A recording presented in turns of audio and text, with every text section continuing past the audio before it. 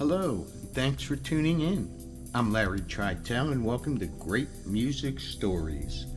This is the story about one of the all-time greatest singer-songwriter musicians to ever hit the stage, the great James Taylor. James Vernon Taylor was born in Boston, Massachusetts in 1948. The Beatles were the ones who signed Taylor to their new Apple record label in 1968.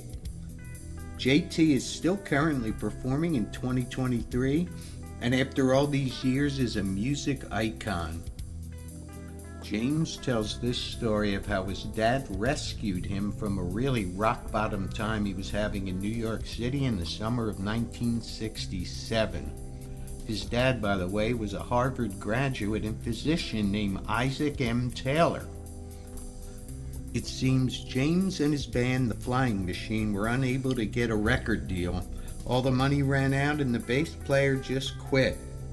And on top of all that, by this time James had a serious heroin problem. He was living in a pretty rough neighborhood, and often he'd hear the sounds of glass shattering and police sirens. He was speaking to his dad on the phone, and his dad asked him, "How you doing, James?" And he said, "Not so good, Dad."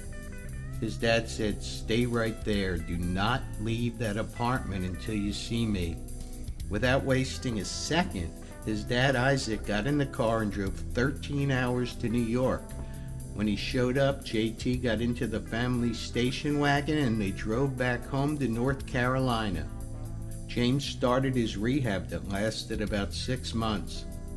James has said, the fact that his dad recognized just how much trouble he was in and dropped everything in his busy life to keep him out of danger, that was something he'd never forget. How great is that? I hope you enjoyed this story.